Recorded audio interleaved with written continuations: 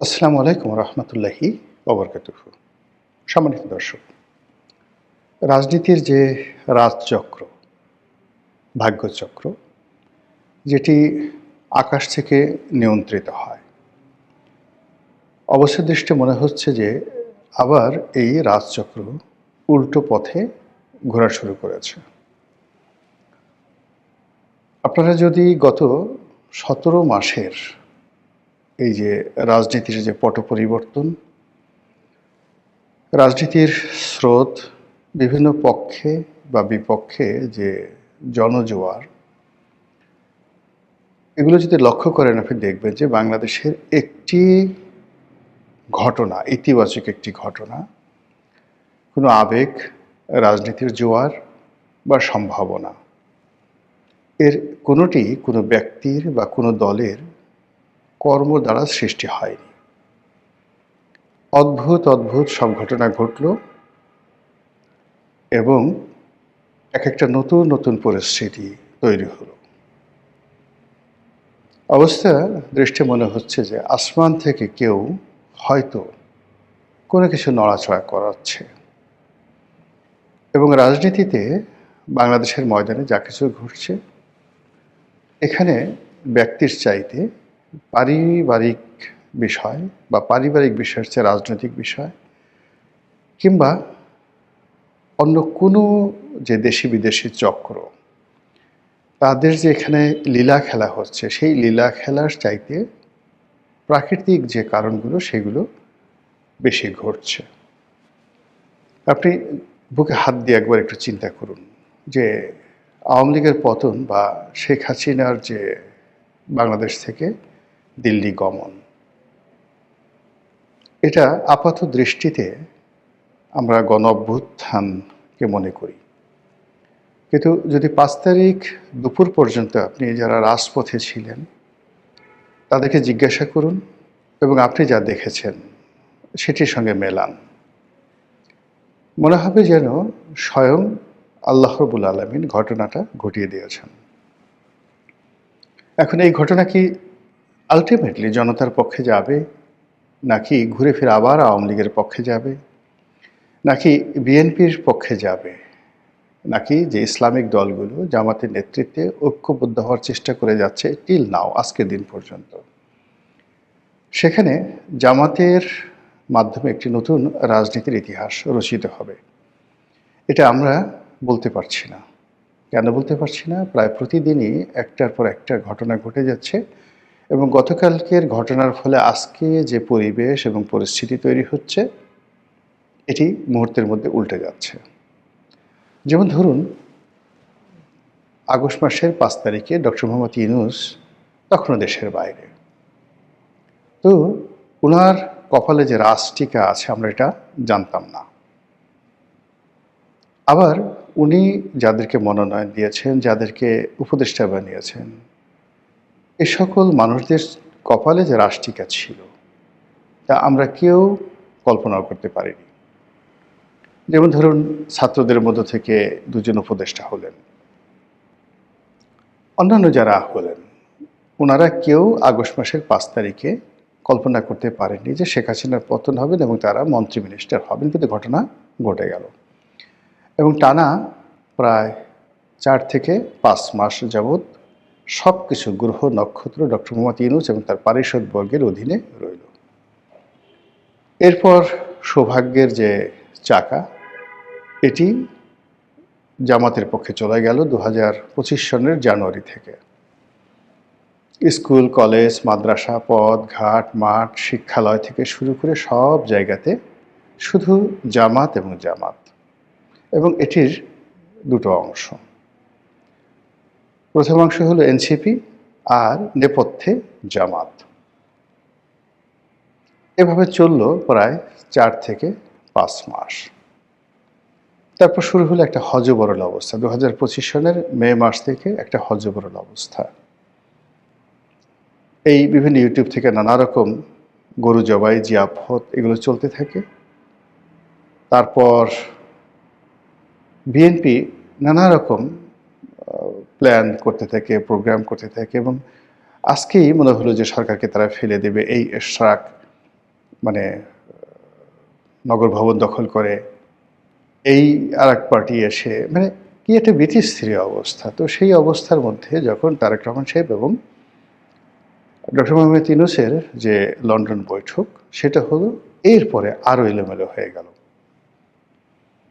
NCP একভাবে চলে, জামাত একভাবে চলে, বিএনপি একভাবে চলে, ডক্টর মোহাম্মদ ইউনূসের যমুনা একভাবে চলে, এমনকি সেনাবাহিনীর সঙ্গে ডক্টর ইউনূসের সম্পর্ক, জামাতের সম্পর্ক, তারপরে তারেক রহমান সাহেবের সম্পর্ক যে আসলে কেমন, এই জিনিসটি কিছুতেই আন্দাজ করা যাচ্ছিল না। ঠিক এইরকম যে একটি হযবরল অবস্থা, সেই অবস্থার মধ্যে ওসমান হাদী উনি নিহত হলেন।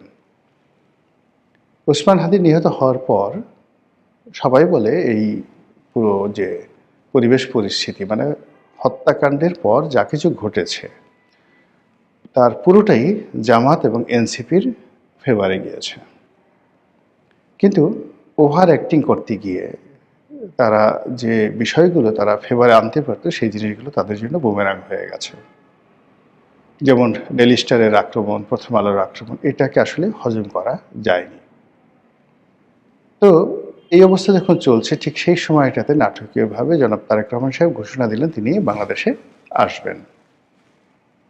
আর উনি 25 তারিখে আসার পর থেকে আজকের দিন পর্যন্ত, আমি এই ভিডিওটি করছি জানুয়ারি মাসের 7 তারিখে, তাহলে অলমোস্ট প্রায় 2 সপ্তাহ ধরে পুরো রাজনীতির যে ময়দান, এটি এখন বিএনপির দখলে।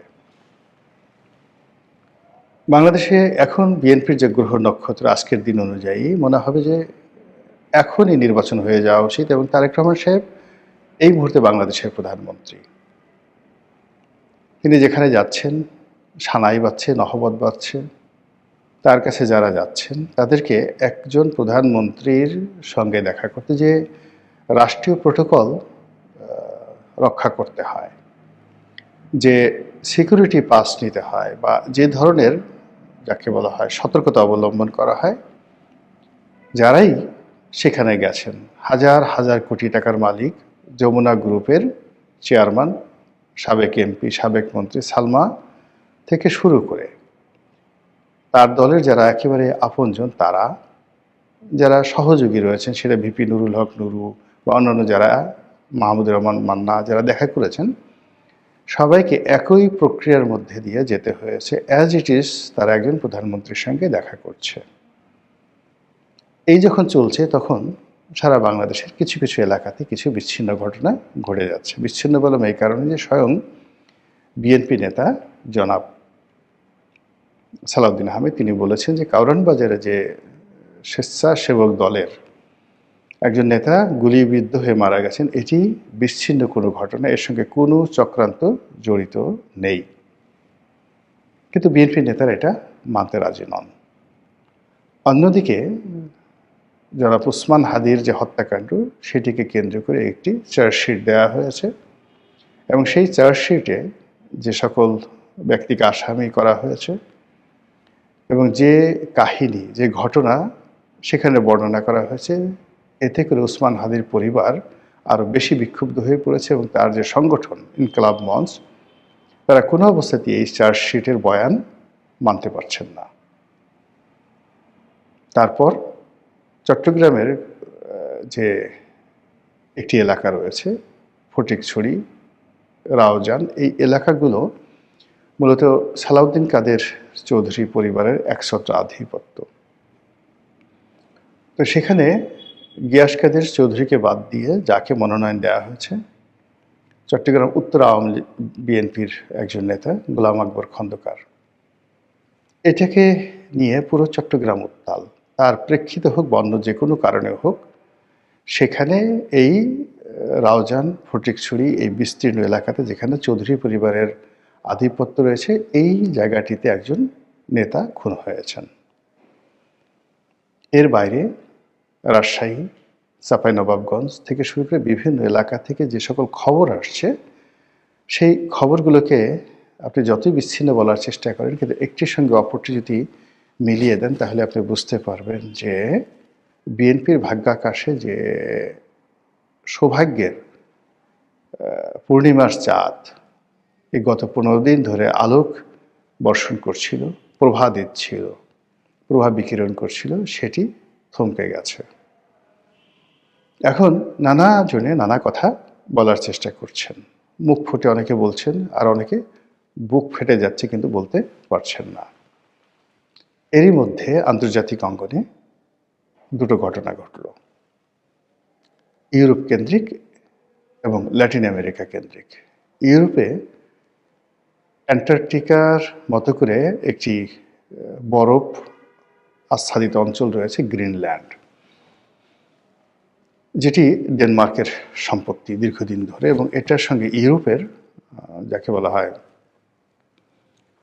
একটা প্রেস্টিজ জড়িত, পুরো ইউরোপের, শুধু এটা ডেনমার্কের সম্পত্তি না। এখন এটা ডোনাল্ড ট্রাম্প দখল করতে চাচ্ছেন, এটা নিয়ে ইউরোপের সঙ্গে তার বাকবিতণ্ডা।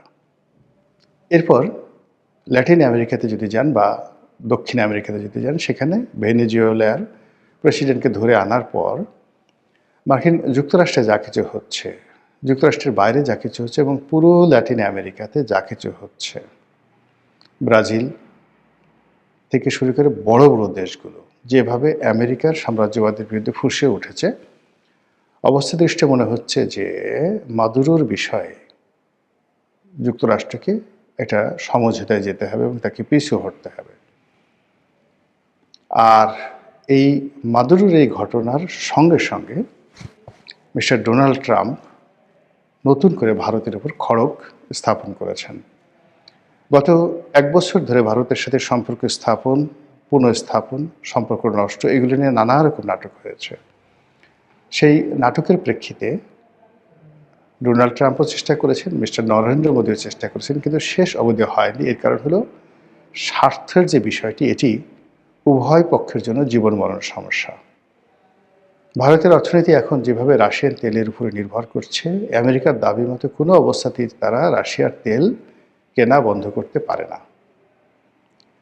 আবার অন্যদিকে রাশিয়ার সঙ্গে ভারতের যে সম্পর্কটি রয়েছে, এই সম্পর্কটির মধ্যে যদি একটা বিচ্ছেদ ঘটানো না যায়, এটি আমেরিকার পক্ষে হজম করা কোনো অবস্থাতেই সম্ভব নয়। তো তর্জন গর্জন চলছিল এতকাল, তার প্রেক্ষিতে এখন যেটি হচ্ছে, আমেরিকা সম্ভবত কোমরে গামছা বেঁধে ভারতের বিরুদ্ধে নেমেছে। এবং আজকের এই ভিডিওটি যখন করছি তখনের খবর হলো ভারতের উপর 500%, 500 টাইমস শুল্ক আরোপ করার যে অর্ডার, এই অর্ডারে ডোনাল্ড ট্রাম্প স্বাক্ষর করেছেন। কাজেই ভারত এবং আমেরিকার যে সম্পর্ক নষ্ট হয়ে গেল দিল্লির সাথে, এখন সঙ্গত কারণেই বাংলাদেশ, দিল্লির পরিবর্তে ঢাকা, দিল্লির পরিবর্তে ইসলামাবাদ আমেরিকার জন্য একটা সেফ, যাকে বলা হয় টার্নিং পয়েন্ট হয়ে যাবে। আর সেফ টার্নিং পয়েন্ট যদি হয়, সেক্ষেত্রে এই গত 15 দিনে বিএনপির যে রমরমে অবস্থা, এর পেছনে আমেরিকার গুডউইল না ভারতের গুডউইল, আমেরিকার বেস্ট উইশেস না ভারতের বেস্ট উইশেস, আমেরিকার গ্রিন সিগন্যাল আর ভারতের গ্রিন সিগন্যাল, এটা আপনারা বুঝে নেন। আর সেক্ষেত্রে যেটি হচ্ছে, যদি বিএনপির সঙ্গে আমেরিকার গ্রিন সিগন্যাল থাকে, সেক্ষেত্রে ভারত তার শত্রু হয়ে যাবে এবং ভারত ডক্টর মোহাম্মদ ইউনূসকে কাছে টেনে নেবে। আবার যদি ভারতের সঙ্গে বিএনপির কোনো দফারফা হয়ে থাকে, সেক্ষেত্রে আমেরিকা এই ডক্টর মোহাম্মদ ইউনূসকে আবার তারা কাছে টেনে নেবে। এরই কিছু আলামত আমরা দেখতে পাচ্ছি। মার্কিন যুক্তরাষ্ট্রেও এবং কাতার এবং ডক্টর মোহাম্মদ ইউনূস সরকারের কতিপয় কর্মকর্তাদের ঘন ঘন বৈঠক ঢাকাতে, ওয়াশিংটনে এবং কাতারের রাজধানী দোহাতে। এবং আপনারা জানেন যে ডক্টর মোহাম্মদ ইউনূসের নিজেরও একটা হিউজ মার্কিন লবি আছে, এবং একই সঙ্গে তার যে নিরাপত্তা উপদেষ্টা ডক্টর খলিলুর রহমান, তিনিও মার্কিন যুক্তরাষ্ট্রের যে লবিস্ট গ্রুপগুলো রয়েছে তাদের সঙ্গে তার একটা দীর্ঘদিনের সম্পর্ক রয়েছে। তারই প্রেক্ষিতে এই যে গত ২ সপ্তাহ ধরে যা কিছু বাংলাদেশের ভিতরে হচ্ছে এবং বাইরে হচ্ছে, তাতে করে ডক্টর মোহাম্মদ ইউনূসের সেই ২০২৪ সনের যে সৌভাগ্যের তারকা বা নক্ষত্র বা স্টার, সেই বৃহস্পতিটি যদি আবার এই ২০২৬ সনের জানুয়ারি মাসে এসে তার কপালের উপর টিপ দিয়ে যায়, অন্য সবাই আশ্চর্য হলেও আমি আশ্চর্য হব না। আর এটা কেন এই প্রাকৃতিক ঘটনাগুলো ঘটছে এবং কেন বারবার বিশ্ব এবং বৈশ্বিক পরিস্থিতির কারণে রাজনীতির ভাগ্যাকাশে আমাদের দেশে বারবার পট পরিবর্তন হচ্ছে, এটি অন্য একটি প্রসঙ্গ, হয়তো সময় পেলে ভবিষ্যতে আলোচনা করব। আজকের ভিডিওতে এতটুকু আমার কাছে মনে হয়েছে। মহান আল্লাহ আমাদের সবাইকে হেদায়েত দান করুন এবং হেফাজত করুন। আসসালামু আলাইকুম ওয়া রাহমাতুল্লাহি ওয়া বারাকাতুহু।